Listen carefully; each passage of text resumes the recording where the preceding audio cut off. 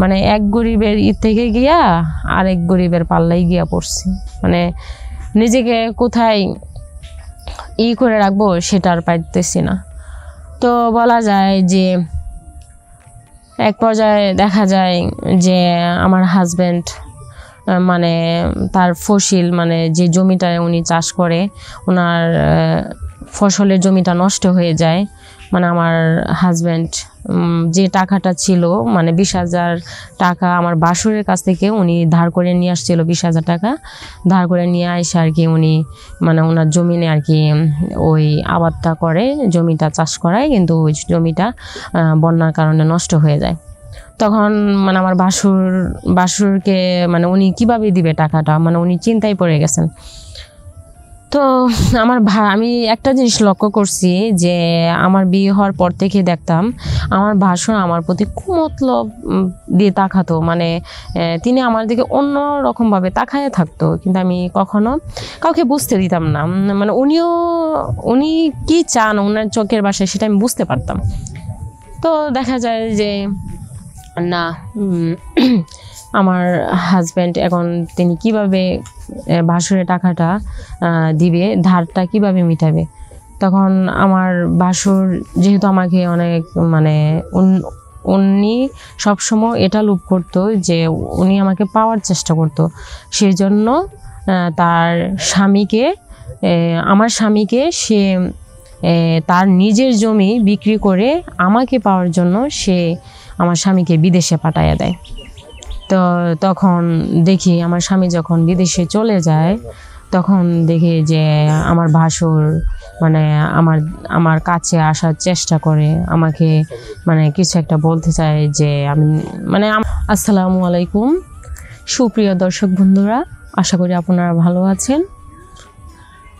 আজকে আমি আপনাদের সামনে আমার জীবন থেকে ঘটে যাওয়া একটা ঘটনা আপনাদের সামনে বলতে যাচ্ছি। আশা করি আপনাদের আমার গল্পটা ভালো লাগবে, সেজন্য অনুরোধ করছি যে মনোযোগ সহকারে আমার গল্পটা শুনবেন। আমার নাম বিন্দিয়া, আমার গ্রামের বাড়ি পটুয়াখালী, আমি পটুয়াখালীর মেয়ে। তো আজকে আমি আমার জীবন থেকে আর কি আমি এই ঘটনাটা আমি আপনাদের কাছে বলতে যাচ্ছি।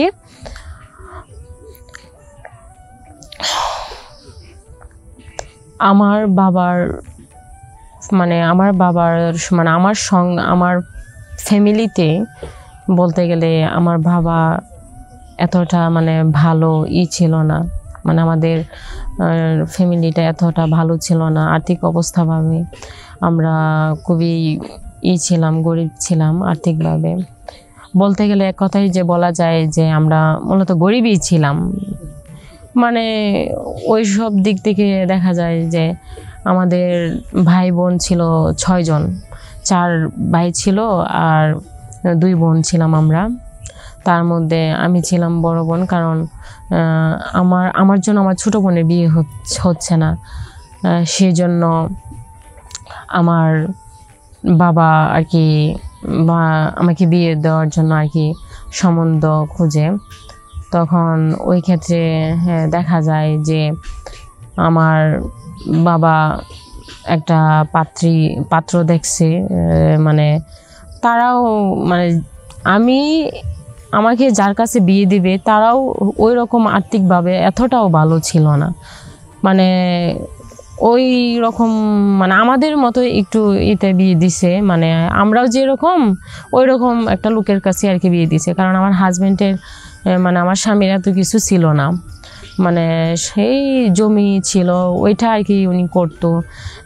মূলত উনি জমি করলে মানে যে হয়তো ধানটা হয়তো ওইটা বিক্রি করে মূলত 6 মাস 7 মাস মানে এরকম আর কি আসতো।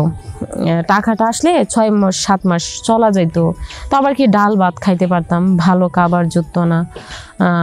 একটা মন চাইলো একটা ভালো কাপড় পরতে পারছি না, যেটা বাবার সংসারেও পাই নাই।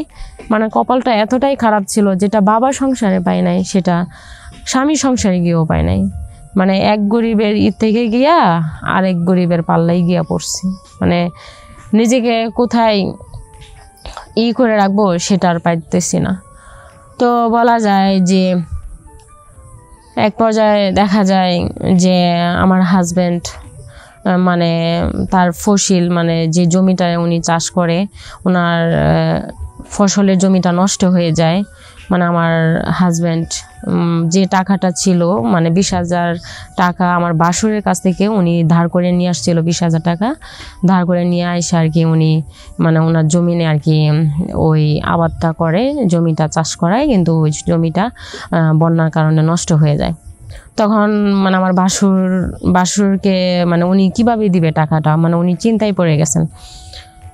তো আমি একটা জিনিস লক্ষ্য করছি যে আমার বিয়ে হওয়ার পর থেকে দেখতাম আমার ভাসুর আমার প্রতি কুমতলব দিয়ে তাকাতো। মানে তিনি আমার দিকে অন্য রকমভাবে তাকায় থাকতো, কিন্তু আমি কখনো কাউকে বুঝতে দিতাম না। মানে উনি কি চান ওনার চোখের ভাষায় সেটা আমি বুঝতে পারতাম। তো দেখা যায় যে না আমার হাজব্যান্ড এখন তিনি কিভাবে ভাসুরের টাকাটা দিবে, ধারটা কিভাবে মিটাবে। তখন আমার ভাসুর যেহেতু আমাকে অনেক মানে উনি সবসময় এটা লোভ করতো যে উনি আমাকে পাওয়ার চেষ্টা করতো, সেই জন্য তার স্বামীকে আমার স্বামীকে সে তার নিজের জমি বিক্রি করে আমাকে পাওয়ার জন্য সে আমার স্বামীকে বিদেশে পাঠাইয়া দেয়। তো তখন দেখি আমার স্বামী যখন বিদেশে চলে যায় তখন দেখি যে আমার ভাসুর মানে আমার কাছে আসার চেষ্টা করে, আমাকে মানে কিছু একটা বলতে চায় যে আমি মানে আমাকে পাইতে চাই, এরকম তার লোভ ছিল। তখন আমি বললাম যে কেন আপনি আমার কাছে আসেন। তখন আমার ভাসুর বলে যে কাছে আসবো না, আমি তোমাকে পাওয়ার জন্য তোমার স্বামীকে নিজের জমি বিক্রি করে আমি তাকে বিদেশে পাঠাইছি শুধু একমাত্র তোমাকে পাওয়ার জন্য। এখন আমি তোমার কাছে না আসলে আমি কার কাছে আসবো। তো এভাবে 1 দিন 2 দিন 3 দিন মানে আমি আমার ভাসুরকে মানে ফিরিয়ে দিই, মানে তাকে আমি মানে আমাকে আমি তাকে টাচ করতে দিই না।